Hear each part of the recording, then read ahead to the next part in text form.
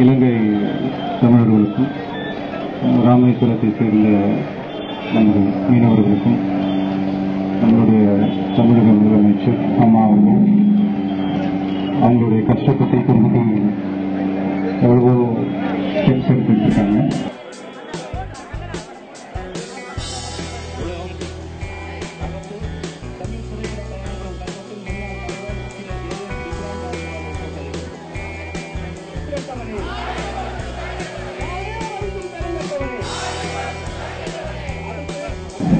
Sri Lankan government அவங்களுடைய defence வெப்சைட்டில் அது கேள்வி செய்கிற மாதிரி ஒரு விஷயம், ஒரு கமெண்ட் பண்ணது உண்மையிலேயே இது தாயை தப்பாக பேசின மாதிரி நாங்கள் நினைக்கிறோம். இது ஒட்டுமொத்த தமிழர்களுக்குமே இது ரொம்ப வருத்தத்துக்குரிய ஒரு விஷயம். இது கடுமையாக கண்டிக்கிறோம். இந்த கச்சத்தீவு தமிழக மீனவர் பிரச்சனையும் நம்ம தமிழகம் ஒரு பெரிய தலைவலி கொடுத்துட்டு இருக்கு. கச்சத்தீவு இலங்கைக்கு சொந்தமானது அல்ல என்பதை முதல் தெளிவுபடுத்திக் கொடுங்க.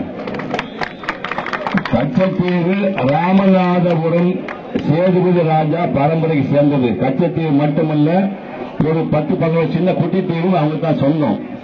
இன்று காலையில் ராமநாதபுரம் ராஜா பரம்பரையை சேர்ந்த அவருடைய வாரிசுகளுடன் பேசினேன். 1974 இந்திரா காந்தி அம்மையார் ஆட்சியில் இருந்தபோது ராமநாதபுரம் சேதுபதி ராஜாவிடம் ஒரிஜினல் பத்திரத்தை, கச்சத்தீவு சம்பந்தப்பட்ட ஒரிஜினல் பத்திரத்தை கொடுக்க வேண்டும் என்று டெல்லியிலிருந்து உத்தரவு வந்தது. அப்ப இப்ப என்னுடைய நண்பர் ராஜா சொன்னாரு, அண்ணா ஒரிஜினல் கொடுக்கணுமான்னு கேட்டாரு. அரசாங்கமே கேட்கும் போது நாம் வைத்துக் கொள்ள முடியாது என்று ராமநாதபுரம் சேதுபதி ராஜா தான் கச்சத்தீவு சம்பந்தப்பட்ட ஒரிஜினல் டாக்குமெண்ட்டை இந்திய அரசாங்கத்துக்கு கொடுத்தார் என்பதை நீ புரிந்து கொள்ள வேண்டும். பொதுவாக எந்த ஒரு குடும்பத்திலையுமே அண்ணன் தம்பிக்குள்ள அக்கா தங்கச்சிக்குள்ள சண்டை சேர்க்கிற வர்றது சகஜம். அப்படி வரும்போது அந்த மனஸ்தாபங்களை தாய் தந்தை ஸ்தானத்தில் இருக்கிற பெற்றோர்கள் தான் தீர்த்து வைக்கணும். அதே நேரத்தில் அந்த குடும்பத்தில் இல்லாம மூணாவது ஒரு மனுஷன் மூலமா ஏதாவது ஒரு பிரச்சனை வந்தது அப்படின்னு சொன்னோம்னா, இந்த கருத்து வேறுபாடு உள்ள அண்ணன் தம்பிகளே, மனஸ்தாபம் உள்ளவங்களே இவங்களே ஒண்ணு சேர்ந்துக்குவாங்க.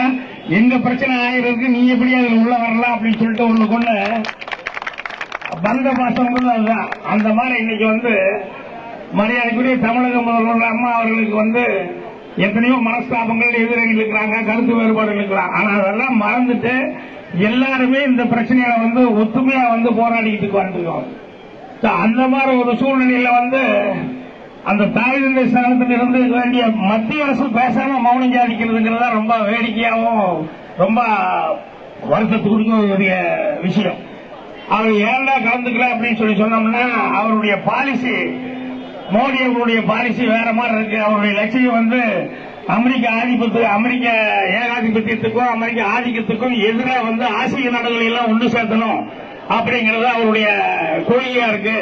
அதுல சீனா இருக்கு, ரஷ்யா இருக்கு, இலங்கை இருக்கு. அதனால அதுக்கு எதிர்ப்பா பேச மாட்டேன் அப்படிங்கிறாரு. அது சொல்லும் போது நம்ம ஊர் பழமொழி ஒண்ணு ஞாபகம் வருது, கூரை ஏறி கோழி பிடிக்காதவன் வானை ஏறி வைகுண்டம் போறேன்னு சொன்னாங்க.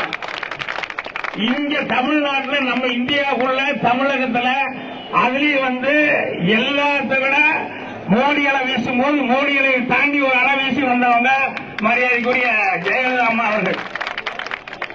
இங்க தமிழ்நாட்டு புதல்வரையும் தமிழ்நாட்டுக்கு இருக்கிற பிரச்சனைகளையும் தீர்க்க முடியாதவர் இவர் ஆசிய நாடுகளை பூரா ஒன்று சேர்க்கணும் அப்படின்னு சொல்றதுங்கிறது இது சாத்தியமாக தெரியல.